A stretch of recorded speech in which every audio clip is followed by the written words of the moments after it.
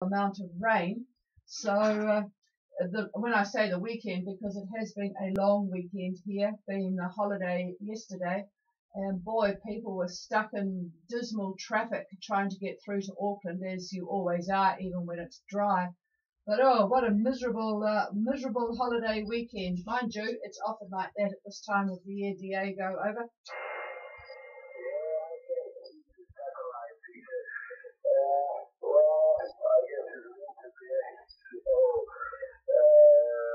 You have to wait a bit more, maybe to November or December, and then we'll be back almost nice.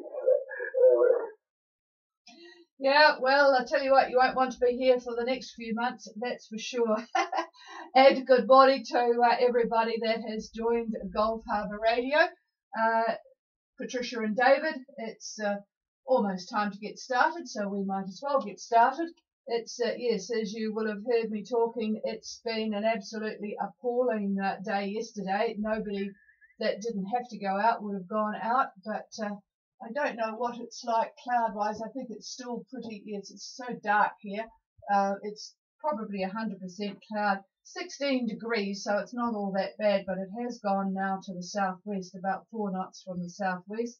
Nina 5.7 and oscillating up and down a bit. It's been, last I looked at it last night, it was 993, wasn't it?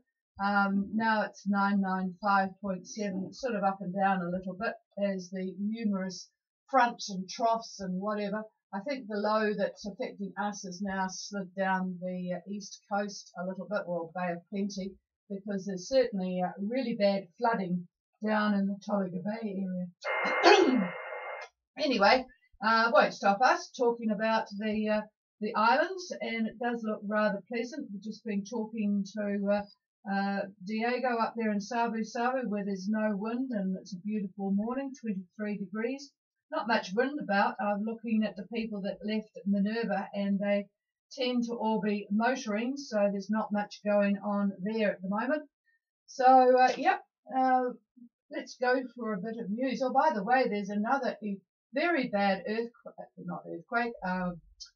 volcano in Guatemala, an absolutely grim volcano there, 25 dead already, just a big, spitting, cloudy, if you didn't get something hitting you from where it was erupting from, you'd die of suffocation. Absolutely grim volcano there.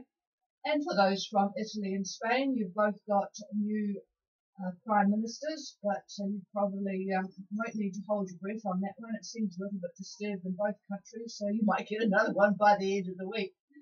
For those in New Zealand, well, particularly Australia, just to let you know that Amazon have restricted Australian buyers from purchasing items on their main site. The reason for this is that Australia now charges GST on every item that comes into the country. New Zealand are going to be doing this next year, but as a result of that, Australia can only purchase from Amazon for items that are actually in the Australian store. I suspect that New Zealand's going to have the same problem next year when we do the same thing. There's a lot of things going to be changing world trade-wise, I suspect, now that Mr. Trump has put tariffs on steel, 25% tariff on imported steel, 10% on aluminium. It's been very strongly condemned by some of their previously friendly trading partners, Canada, the European Union countries, particularly France, Mexico. They're very upset about it. I think it's going to just trigger a whole lot of problems with trading. So we here in New Zealand certainly get a lot from Amazon. I mean, we even buy our tyres from America because they're so much cheaper than getting tyres here. But Amazon, of course, covers a lot of things, although already we're starting to see that even some simple things can't be shipped to your destination, as they say, your address. All right. For those that like dogs, there was an interesting article in the paper yesterday about the sniffer dogs that they use at airports. They actually now have new accommodation at Auckland Airport. They have 53 dogs there, believe it or not. They now have heated floors and a swimming pool to help keep them fit, flushing toilets. An interesting thing, evidently 10 minutes for a dog in a pool is equivalent to a 45-minute walk. So they use the pool for keeping them fit. But what they've done is breed a different sort of dog for the sniffing. They've bred a Harrier hound with a beagle. Evidently the beagles were getting rather sore back legs because they had to perch on their back legs to sniff at things that were somewhat more than 6 inches off the ground.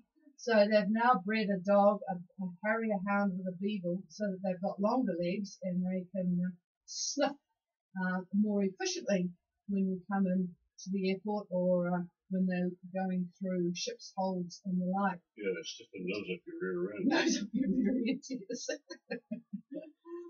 All right. Well, it's a little bit discerning to see how China is infiltrating the world. Venice now has 2 Chinese policemen patrolling the streets in Venice, supposedly to help the Chinese tourists not get ripped off in restaurants and the like. That's the main reason. But also, well, I should mention to you that this is the 29th anniversary of the Tiananmen Square episode. 29, it's hard to believe, isn't it? It's making people like David and me feel a little bit old. I don't know where the last 29 years has been to. But I can tell you this because we don't have any restrictions on news from Goldfather Radio, but you would not know that in China. There are 2 million online censors in China to ensure that nobody in China knows that it's the 29th anniversary of the Tiananmen Square episode. That was in 1989. And it's not just in China. There is a strong influence of China in Fiji, as you may or may not know. In 2010, the Chinese officials were in Fiji for a month investigating internet-related crimes by their citizens, and as a result, they handcuffed and hooded 77 Chinese in Fiji and shot them home again. They have a very strong influence in Fiji. You may notice, or may not notice, that China and Fiji support each other in the UN on various items because of various things that have happened between the countries. So yeah, lots of stuff going on out there, which you probably don't have to worry about. All you have to worry about is the weather and what's happening, which we will get on to in about 5 minutes at a time. I'm just breezing through the reports. Elisham and others are on their way, or some are on their way from Minerva. Not very much wind out there. 5 knots of southeasterly light rain. I tell you what, light rain is a hell of a lot better than what we've had over the weekend. It's still raining here. Very, very dull and horrible, although I notice on streaming that it's dry in Whangarei, 909 and 9.5, so it's the low has definitely passed south of us. Thanks for that, Steve.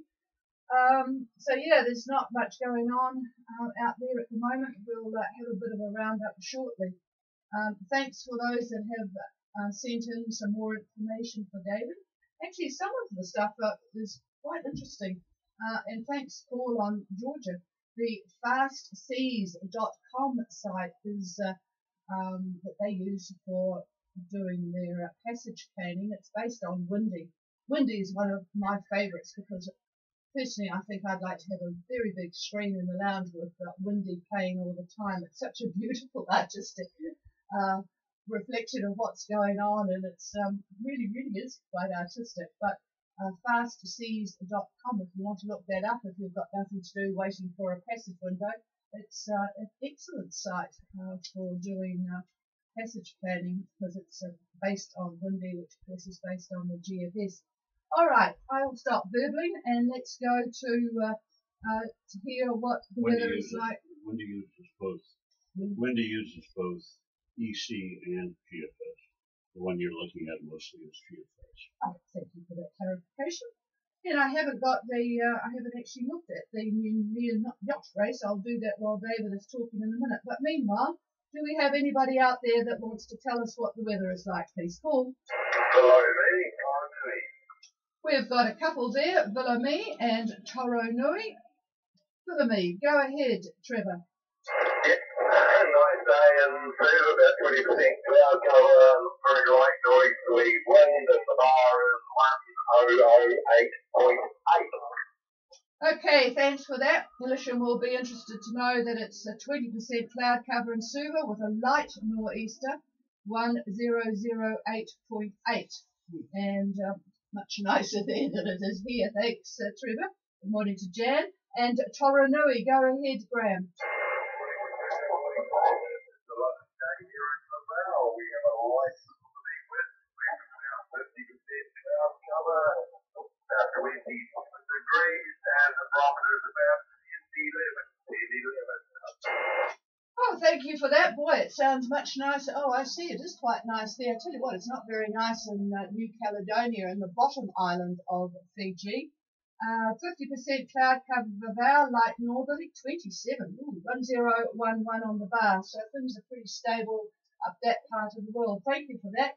And I hear we have started, it took a month, but we have started to get a bit of interference on the 8752. I hope it's not affecting you. We do have alternates, folks, so if you do have a problem hearing us, particularly when it comes to weather time, then let me know and we will move to a different frequency. We can go to 8779, make sure you write that down, or 8297. All right, is there anybody else? Thanks, Graham.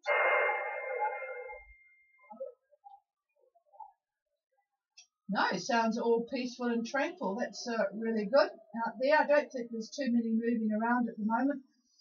Waiting for a bit of wind for those that like to sail rather than use the engine, but others will want to get to where they're going probably before the next burst. It's amazing just what's happening in the South Pacific.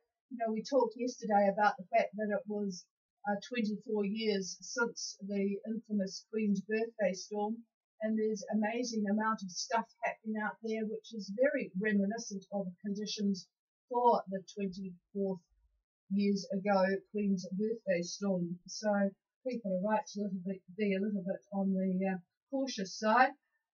Let me see where Frank is. Another adventure has moved to Malakula to see if the dugongs are still there. They weren't there actually when we were there, and then they came. Anyway, up there at Malakula, northwest 2, so there's not much happening there. 100% cloud cover and a bar of 1012. So everything is pretty flat up there in that part of the world. I'm just looking over David's shoulder. Oh, that looks a bit cloudy, but and certainly 100% as Frank has confirmed. All right, is there anybody? There's nothing in from New Caledonia, but as I mentioned, it does look pretty grim. And unless there's anybody else wanting anything, I'm going to pass the microphone. I'll do a pause. All right, let's move on now to the weather. Here's David. All right, I want to thank everybody for cooperating on this little poll that I'm doing on the files and so forth, the various ribs and the different models that you're using. Once I get it all put together, I'll let you know how it works out percentage-wise. Not very statistically meaningful, but it's interesting for me as to what you're looking at. And I've learned there's a few sites I've never heard of before, which are quite interesting as well. And of course, almost all of them use the basic models for their data output. There's only a few that, like predict when they have their own model, they say. But apart from them, pretty much everybody uses the standard universally accepted global models. And also on barometric pressures this morning, I was looking at the couple of reports we just got in on barometric pressures up in particularly Vavau and up at Fiji. The models are not doing very well this morning. So if you folks could double check with the local airports and check your barometers with that. You may want to readjust them perhaps, or if they're correct, the models really have been way off this morning. Okay, enough of that. And well, since we're on barometers, just again, the actual number is not that important unless you are comparing it with models. It's the change and the rate of change is what we're interested in. Okay, those of you that are following the 500 millibar charts, and more are, which is good. We've put out a couple of sites now that many of you had not gotten before, and have found out that this particular site that I have put out, and one cruiser had given me another site which is virtually the same thing but put out by a different outfit. It makes it viewing the 500 millibar much easier and much more understandable, let's put it that way. So anyway, you'll note today, if you're looking at it, that we have two shortwave troughs that are over New Zealand, and these troughs are not in phase. But if you loop the prods, in other words, if you look ahead a few days and put it into a loop fashion, you'll see that the two waves start to become in phase, meaning that the northern one is due north of the southern one. If you put an axis down the middle of these waves, the axes line up. That's what we mean by going in phase. And usually that means that intensifies whatever was underneath. Anyhow, if you look at the surface analysis this morning in conjunction with the 500, you'll see a very large area depression that's centered over the North Island, the one that we have been dealing with the last couple of days. And then there is a surface trough that's south of the South Island. Now, by midnight, when the short waves phase, it's right around midnight, these two axes line up. Now, the big depression over New Zealand and the southern surface trough become one. And that's what you would expect to happen. And that's exactly what does happen. And it's pretty interesting. The isobars, if you were to look at the Met Service, the New Zealand Met Service synoptic charts, the isobars are shaped like that famous painting, The Scream by Munch. He's the Norwegian artist, pretty famous painting. And it looks exactly like that, at least to me it does. It's pretty neat. Every year I see this scenario at least 4 or 5 times. So, since we're talking about midnight, the winds from New Zealand to 30 south are going to be southwest. They're a good solid 20 knots with higher gusts. Also at 500 millibar, we've got a ridge that is seen over the Tasman, and that's supporting our next high, and the central pressure is pretty strong at 1033 millibar. Now, if any of you have left on Monday, yesterday, you'd be at 30 south probably by late Thursday of this week, with winds should be west-southwest about 20 if you're heading to Fiji or Tonga, or they could be southerly winds about 20 if you're on your way to New Caledonia, as those that are on the race are doing right now. And by about noon on Friday, as you chug along, you should be at about 25 south, nearing Minerva actually. But if you were New Cal bound, I would expect southeast 20 knots then, and Minerva bound southerlies for the people that would almost be in Minerva by then. And those folks are just about to get, at that point, cloud and squalls from the southern edge of a cold front that will be in that area on Friday. Now, by dinner time on Saturday, the high over New Zealand is still covering the New Zealand area. It's starting to slide east a little bit, but it's still, for the most part, is over New Zealand. And the depression that nearly all the models have picked up does form. And the center is near 22 and 175E. So this is a tropical depression. The location that I just gave you is just east of Anisham, sort of halfway between Anisham and Fiji. So you don't have to actually plot it. That's about where it is. Now this tropical depression is going to move to the subtropics very, very quickly. And by late Sunday, it will have moved south to be centered near 26 and 175 east. The winds are going to be northerly quadrant on the east side of this depression and southerly on the west, as you would expect. Now the high still being over New Zealand, and it's roughly at 1027 at that point, and this is going to create a pretty dangerous squash zone north of New Zealand. Now this is almost identical to the Queen's birthday storm, except a very, very weak version of it. So don't panic if you're out there in terms of, this is the end of the world. But it will be a squash zone, and the winds will be quite stiff. So if you're gone, you should be well north of all of that and east of that. While you'd be in Newcastle by the time it would become bothersome, and you'd probably have had made it to Minerva at that time. Now, virtually a week from today, so in other words, next Tuesday, the depression is going to lie just about over New Zealand. So that's the track it's going to take, almost due south. And the key models are pretty much in agreement on this.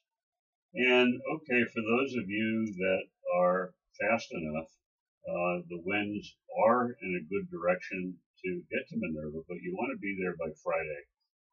So that means if you left yesterday, and I'm not sure how many people did go, a few I think, but you would get to Minerva certainly by late Friday if you kept the pedal down. The winds are in a good direction, but it's still a gamble because while the track of this low is due south, that may not hold. But once you're in Minerva, then you will start to get the effects of it. It's not going to roll over you, but you'll get the eastern side of the depression and some winds obviously associated with that, but nothing to really write home about. You'd be able to write it out quite easily. Now, would Chameleon make this trip? Would we have left yesterday to get to Minerva? Probably not, as I said yesterday. Some of you may think you could leave today and get there by Friday. That is a possibility if you're fast. We wouldn't do it. And again, mainly because we're old, conservative, and I don't know. Do we have enough seasick bags for you there? Yeah, probably. Okay, those underway now that that are well up there. If you are at 25 south by tomorrow, and most of you probably are at that point, around lunchtime, expect south-southeast winds, very light air if you're heading to Vanuatu or Newcastle. If you're heading for Minerva, not quite there, light and variable winds, maybe 5 to 10 westerlies. Not a lot of air out there at all. Thursday at 20 south, southeast winds, and there will be some trough conditions at that point on Thursday at 20 south. Anyway, call in for details as the winds are all over the place over the next couple of days. They're very light, so most of you are going to be motor sailing or just plain motoring to get to Tongatapu or wherever it is that you're going to go. Okay, up in the islands, satellite imagery this morning shows quite a bit of troughing activity. One fairly active trough runs from the Solomons. I could almost say that every day now. It runs over Vanuatu, then it runs over the southern boundary of Fiji, not the main part of Fiji, but the southern bits, and on to Tonga from there. Another one crosses New Caledonia. It gets pushed south a little bit to just about affect Minerva Reef, or rather its southern edge is sort of tickling Minerva. And again, a lot of this is broken. So we'll look at Tonga first briefly. One can see the trough quite well on imagery. The trough is broken, so expect cloudy conditions and then periods of sun, nice weather, but cloudy for the most part. Scattered showers, and that'll be from Vavau to Tongatapu, and probably the same thing tomorrow. Now the winds are pretty light, We've heard the reports, so that confirms what the models are thinking. I see north-northeast winds in about the 10 to 12 knot range, maybe lighter, a little bit lighter by dinner time, and shifting possibly easterlies by then. Tomorrow, I would expect east to northeast, around 10 knots for Vavau, and mostly northeast for the Hawaii's, but very light air still. Fiji's southern bits, as I said, get most of the cloud and showers from that active trough. The rest of Fiji will have a mix of fine weather and periods of scattered cloud and scattered showers. Light air mostly everywhere. No dramas that I could see. For the Lau today, I'd say mostly northeast 10 to 12 knots, shifting to light northerlies once you get to the Koro Sea area. For western Vanuatu and the northern Yasawas, I think easterlies about 5 to 10. The southern Yasawas are different, and that includes Muscat. Northerlies 5 to 10 or thereabouts, just not much air and variable. The wind really could be from almost anywhere. Now, the winds don't seem to get organized until later on Wednesday, and then I see light east to southeast breezes, and they'll be in the 10 knot range, still light air. So, good time to move around if you want. Vanuatu is wet, plenty of rain-bearing cloud up and down the group. The winds are light, however, mostly southeast 10 to 12, thereabouts. Tomorrow, still light air. Southeast breezes are going to clash with easterlies. So easterlies on the eastern side of Vanuatu and southeast for the middle and the western bits, and those winds clash. And that's what we call directional convergence. And plenty of cloud and rain for Nukau as an active trough sits over your favorite spots. The winds mostly southerlies for Ile de Pan and the southern lagoon, and tomorrow southeast 10 to 15 knots. And that's about it for me. Not much wind out there. Any questions, comments, come now, and I'll pass it to the chief, who could hear better than me. You speak. This is when you hold it. No, it's my heartbeat. Well, nothing heard, but I do want to congratulate Monty and Margie, who have completed their advanced diving course. They've been at Cousteau, and so they are now advanced open water diving experts. Evidently, they did a night dive. I'm actually not all that fussed about night diving, I'd have to say, but it is pretty spectacular if you can cope with the black. And Heatwave are just entering Tongatapu in very nice conditions. So, well done, you guys. Enjoy. All right. And Serani are indeed reporting 100% cloud cover over there in New Caledonia. Okay. Anybody with anything? Otherwise, we will leave you in peace. Good morning to a gracious lady. Go ahead. Over.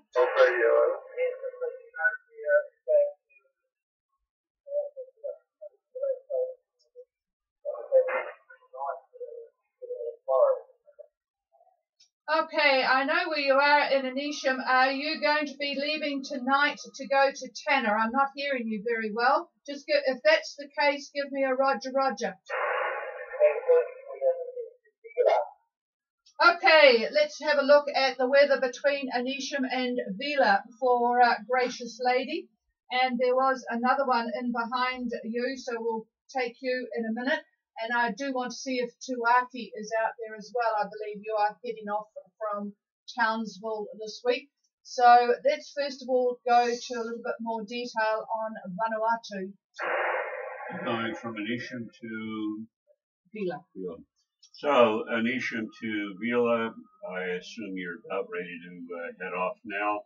It looks like you're going to have southeast winds, I would say about 10, 12 knots, maybe 10 to 15. All southeast, so a perfect direction. The only fly in the ointment is the troughing conditions that are over the group. So those winds that I gave you are, again, mean winds. If you're underneath quite a bit of rain, high cloud, that sort of thing. Your gusts could be up in the 30s, but they would be only temporary. But that's pretty much it. I assume you're just heading straight, not stopping. Yes, not stopping. Not stopping. Okay, looking at, we'll look at, say, around 8 p.m. tonight, and it stays the same. I don't see any difference at all. Might even see 15 to 20 for a little bit in the mean, but mostly by after dinner and later, a good solid 15 knots out of the southeast, I think, and then take into account the gusts due to the troughing conditions. Over.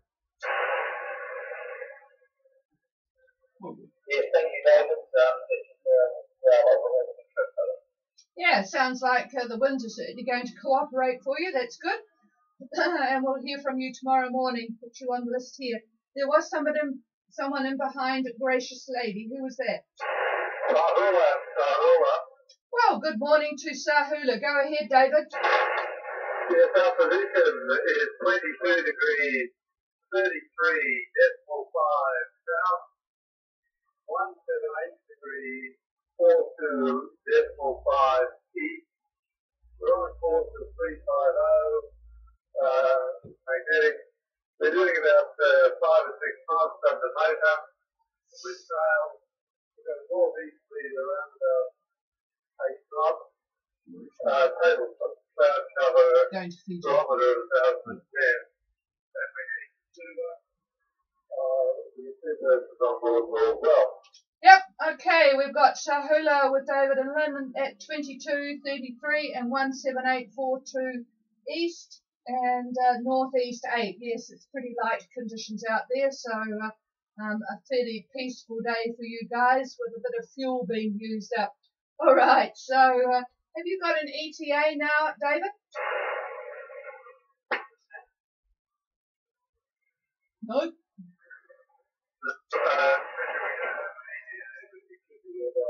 Late tomorrow or the next day. Who knows with these winds? Well, I guess you can, if you keep up that speed, you'll be there late tomorrow. So heading into Suva, a few boats there already. Okay, clear with Sahula. And is there anybody else?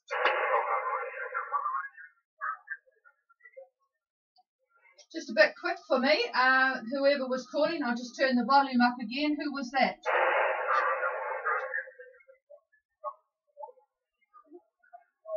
Well, we've got, unfortunately, a bit of somebody else talking. So if you could just let me know what you need by way of weather or what you want to do. Just come again just with your boat name a couple of times. Over.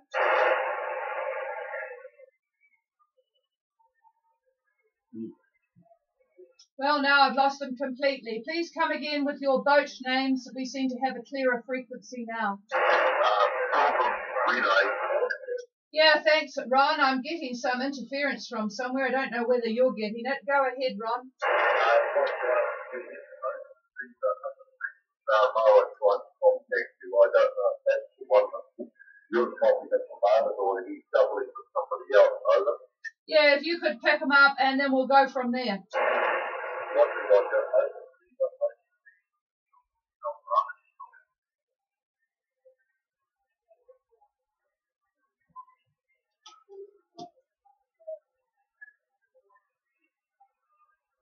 I still can't look out the name.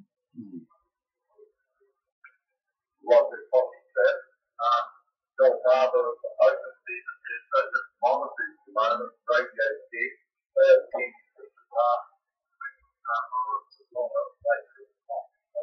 Oh, roger that. Yeah, well, we won't get them. They're too close to us. So later in the month, hopefully this weather will work itself out by then, and we'll talk to them later in the month. I don't think it was them because I can't hear them at all. There was another vessel calling. Could you just call again and get some help? Roger. People calling Bell Harbour.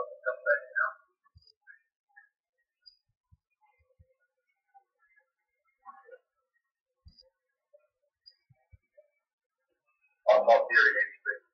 And I'm not hearing anything either. If you call, folks, and I don't get you the first time, it could be for various reasons. Please don't just disappear, because we spend a lot of time trying to find you. So if you're going to call, just hang in there.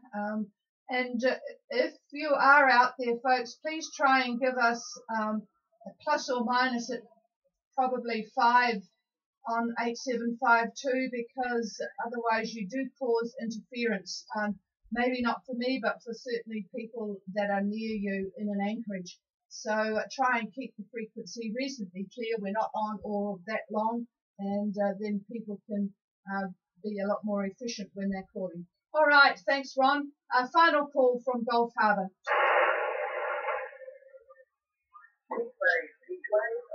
Yeah, good morning, Sue, on Heatwave, and well done on reaching Tongatapu. It sounds a pretty nice way to arrive. Over.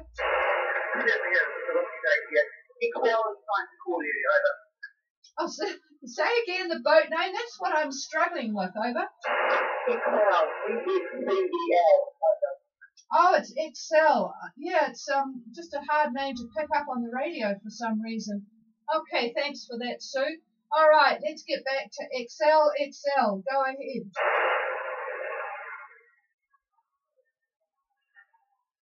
Nope, they're off and away. All right, folks, wouldn't mind knowing where they were. We last heard from them on the 1st of June. Okay, I presume that they've probably got to where they're going by now. Anybody else for Gulf Harbour Radio? I think Excel's probably at Minerva with a bevy of other people. Anybody else? Otherwise, in fact, I think I'll just call it quits. We will be back again tomorrow if anybody wants anything. The frequency is now all yours. Cheers all.